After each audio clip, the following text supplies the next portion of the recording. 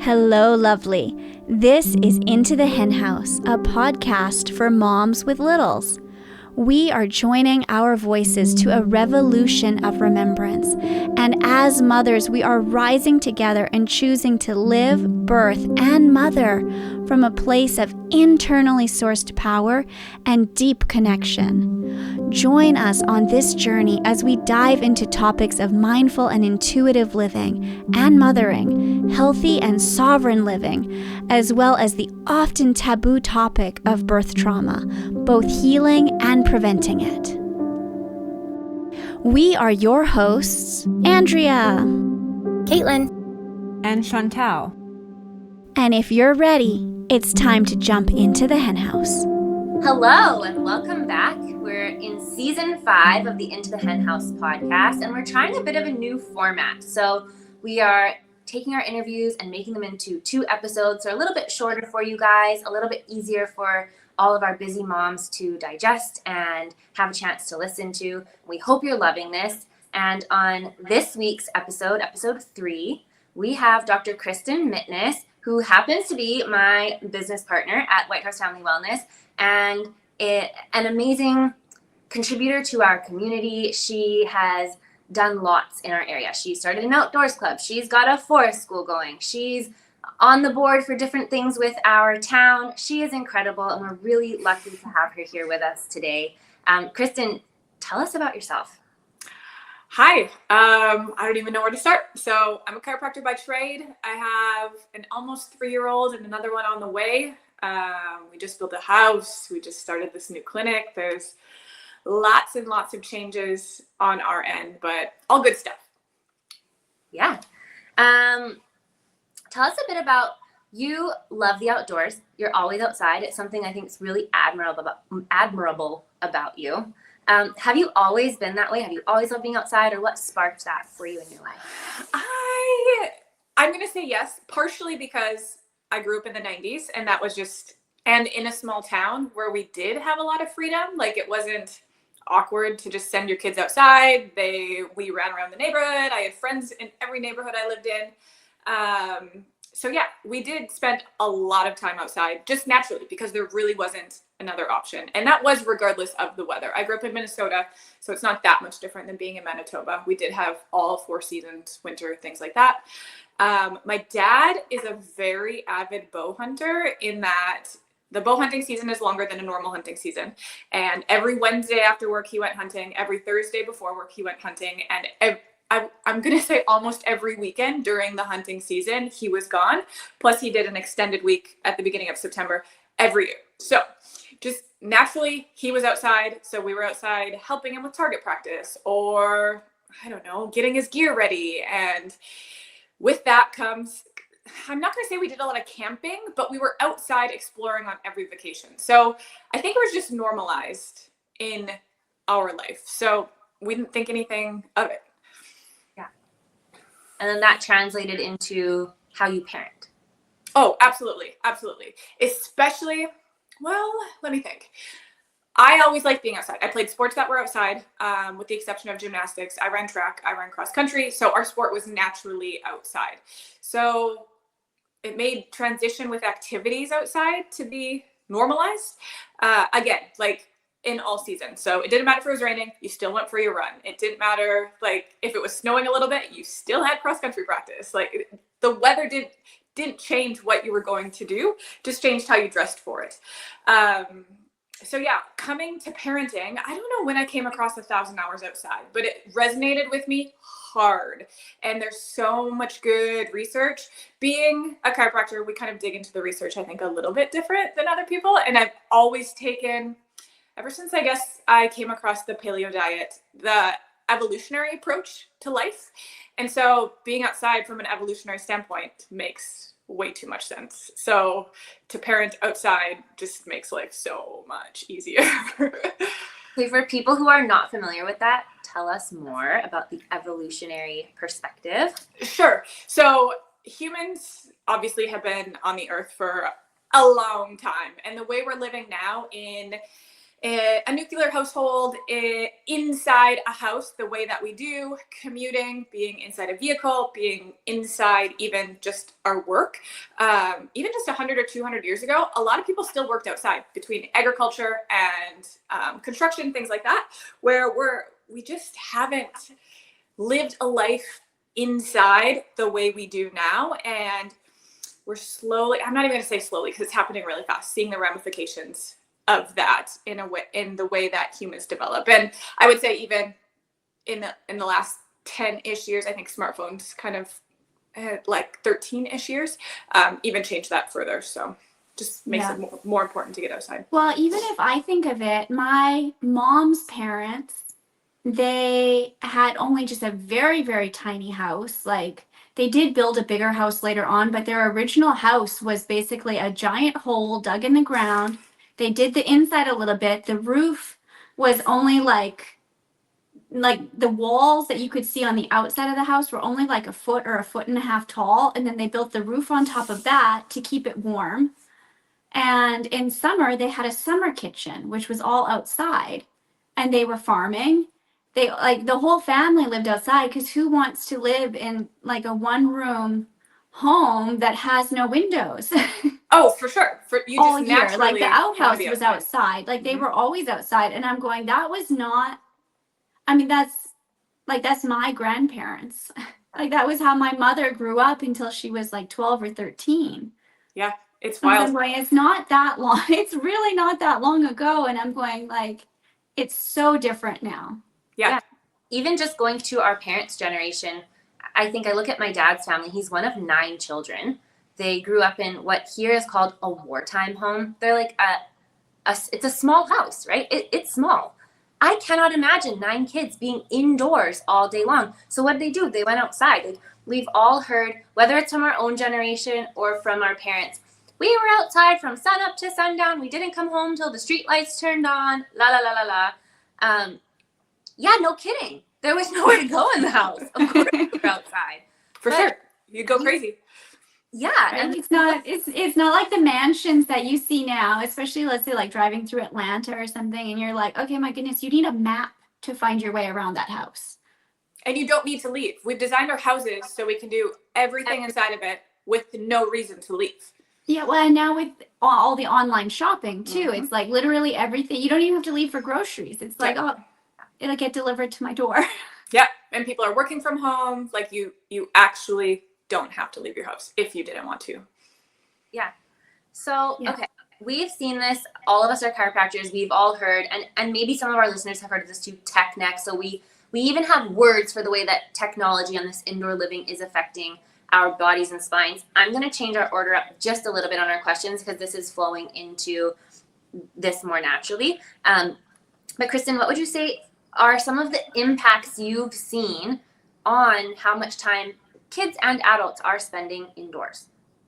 Oh, the interesting thing about being outside is it stimulates every single sense very, very, very differently when you're inside versus when you're outside. So let's just take this for an example, because you said tech neck and being on your phone. Do you remember growing up when you were watching TV, someone would tell you, like, don't sit so close to the TV because it's going to ruin your eyes? And now we literally pull a screen up within inches of our face on a regular basis, on a regular basis. So there's really, really cool research that has came out just in the last few years on eye development. And when we're inside a house, unless you have like an open concept, you really don't ever have to look much further than like 20-ish feet. If you have an open concept, you might be able to bring that to about 40 feet. But once you go outside, your eyes have to relax in a different way because you have to see further away. So just from eyesight alone, we're seeing a really high rate of nearsightedness in kids, whether from kindergarten, first grade, second grade. Lots of kids require glasses because their eyes don't spend enough time relaxing far enough for the eyeball to develop appropriately. So the research behind that, they estimate that kids need a minimum of 3 hours outside for those muscles to relax to get full eye development, which is wild. And that's from birth. And that's just eye development. When we think about hearing, like when you're inside a house, you hear the same things over and over and over. They're enclosed, where as soon as you get outside, and even being outside, if you're not like deep in nature, you're still in, say, a busy city, the sounds hit differently because they have further to go. They're not just bouncing off the walls. So your ears develop differently. You have different smells, you have different textures. Like in a house, everything is flat. All the surfaces are flat. You're working on a flat surface. Whereas as soon as you go outside, again, even if you're in a city, you have curbs to walk over. You have an uneven sidewalk. You have grasses and trees. And so not almost every single sense develops differently when we're outside versus when we're inside, in a way that's more congruent with the way humans are designed. So it's totally beneficial for as young as a baby, like get your newborn outside, to us as adults. We already know, like most of us as adults feel differently when we're outside than when we're inside. So if we can feel that as adults with a nervous system that can tolerate a lot more, just imagine how the kids develop and feel. Yeah. I had heard really interesting research from Dr. Richard Barwell, who's actually, I think he's Canadian. He's a neurology-based chiropractor. I mean, I can't think of what the word is, like the neurology diplomate in chiropractic. That's what I'm trying to say. But he would talk about it too, like when you're outside in nature, you're getting brain waves that are your alpha brain waves. You're going to be so much more creative. As soon as you come into a city or into a house where all the lines are, hard and flat and, you have sharp angles on everything, he's like, it puts you immediately more into beta stress mode and stuff like that. Sure. And I think most of us would recognize that or could agree with that. Yeah. I think even without the language for it, right, we would be able to share the experiences we've had. Like I can say on particularly busy days, just to stand outside on my deck, it's like instantaneous that I feel my body go, It's so nice. So obviously we see there's definitely benefits to being outdoors versus being indoors. I know 1,000 hours outside, obviously I have not done the math on this, but you could run the math to figure out how many hours that would translate to every single day. I guess at 365 words. It's about 3 hours a day. Yeah, I was going to say between 3 and 4 maybe. Yeah. And I think we think about it from a winter climate, but as I was preparing questions for our interview, I kind of thought, I guess you could take these same principles for somewhere that has a distinctly really hot summer and a more mild winter, and you could flip a schedule opposite way. We don't all live in like California, beautiful, perfect 25 degrees every single day of the year. Right. So how are some ways that you can modify where, maybe in -40 or in +40, or for our American listeners in, 100, 110 degrees, we're not going to spend 3 hours outside in peak sun or in peak wind and cold as adults or with our children. How are some ways that we can adapt that? Because it's an average of 3 hours every day for the course of a year, a little bit less than that. It changes seasonally. So when it's nice out, you get outside more. You hit the 4, 5, 6, 7 hours. And interestingly enough, I don't know, I only know this because I keep track. So when I'm on vacation or when I'm camping, you naturally spend more time outside. It is not hard to stay outside from when you wake up in the morning till when you go into your tent and go to sleep. So you're automatically racking up like 10, 11, 12 hours outside. You're sitting around a bonfire and when it's colder out, that's easy to get a few more hours. And it doesn't have to be in one big chunk. So it can be getting outside and sipping your coffee for 20 or 30 minutes if you have it, 10 minutes. It's getting outside and walking at lunch. You have about 30 minutes there. It's getting outside if it's nice enough out and eating your dinner or going for a walk after dinner. It all adds up. And this is obviously the opposite in a really hot climate, where once it's cooler, you get outside more. When it's really hot, you're likely inside or you're swimming. Like there's other ways around it. And the nice thing about being in Winnipeg is our winters are more dry winters. They're not really humid, so you can dress for being cold. I actually find the hardest weather to be outside in is when it's really windy. So unless you can be in the woods, like hiking or skiing, it's hard to get protection from the wind. And that's regardless of the weather, whether it's hot or cold. When it's really windy, it's hard to stay out for a long period of time, especially with the real little ones. But there's ways to it. And 1,000 is like the ideal. And interestingly enough, I have not ever hit 1,000. I've been like in the 800s, but Madison has every year because she's in a daycare where they get them outside every morning, every afternoon. Plus she's outside with me. And for kids, when she was really little, I had her nap outside almost year round. Unless it was really hot out, it's harder to keep them cool. But dressing for the cold is a lot easier than dealing with the heat, in my opinion. I couldn't agree more. I don't think there's such a thing as too cold per se. There's just not enough clothes. Like sure. You can layer and layer and layer. In the hot, there can be a limit to how many things you can take off and not get a sunburn. And yes, exactly.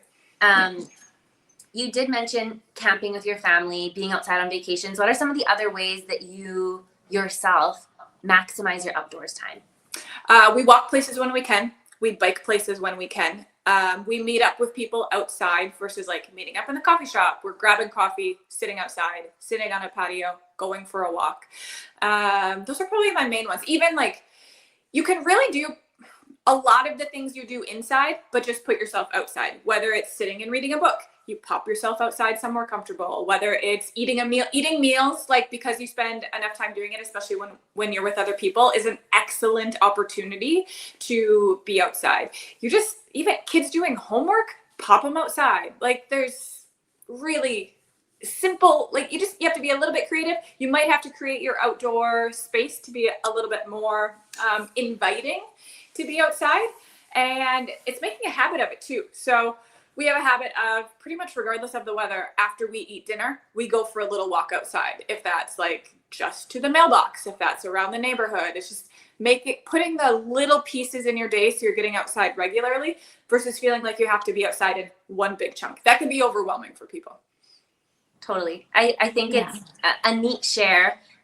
Being in our practice, we see a lot of moms, especially, from our community and particularly from the daycare, right? Because Dr. Kristen's met a lot of people through drop off and pick up. And it's like pretty widely known. Oh, Kristen and Madison, she walks her kid to school no matter the weather. Or now that she's moved a little bit further away, oh, she bikes her to school all the time. Like it's nice to see how you can create those habits and people notice and then maybe start to take different actions themselves as well. For sure. And I think people can start small too. Absolutely. Maybe if 3 hours seems like too much, it's like start with an hour and then maybe rearrange your backyard a little bit and go, oh, maybe we don't have a lot of space, but what if we put a table here and we can eat outside, like at least one meal a day There really is something to eating outside. I want to say the Italians call it al fresco. I say all the time, I think I eat better outside. I digest better outside. It's more enjoyable when I'm outside. Outside. And when we were in Germany, interestingly enough, almost all of the patios were open year round with heaters and blankets for everyone to use. Like, what a great idea. Yeah. And what a relatively simple solution for the business owner to curate that experience. Absolutely.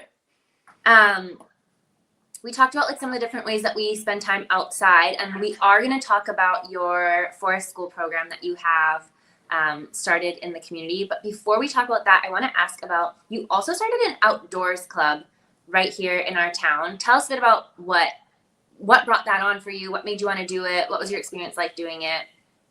So I don't know if you guys have experienced this, but I've heard this pretty ubiquitously that you can take your kid to the park, but there's rarely other kids there.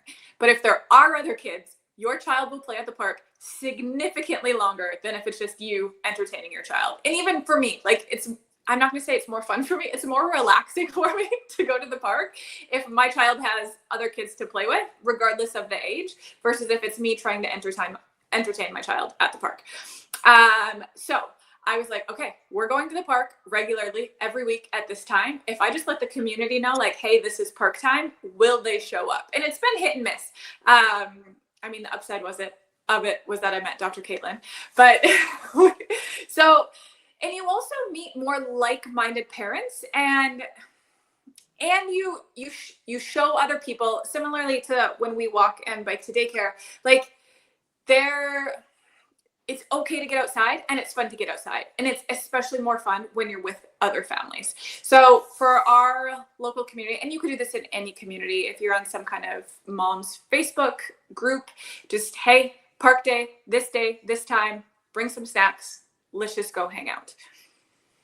Yeah, something I love that you did with it, we do have a town Facebook page. And so Kristen had posted on the Facebook page, I'm starting an outdoors club. I want to say at the start, it was whatever it was, Wednesday or Thursday mornings from 9 to 11. Yeah. I don't remember if that was exactly it, but something like that. And a few people did comment on the post, like, oh, like for those of us who work, like that's not practical, or like this time would be better. And I feel like you handled it so well. You just replied saying, awesome, I'm going to do mine at this time. You should start a meetup at the time that works for you, and we can have 2 meetups. Like, like it doesn't have to become a thing. It can just be more opportunities for people to meet outside. And that actually is how we met. My neighbor had seen the post. Her daughter is of similar age to Kristen's and my daughter. And we walked over to the park. We met Kristen. And I mean, a lot came from that.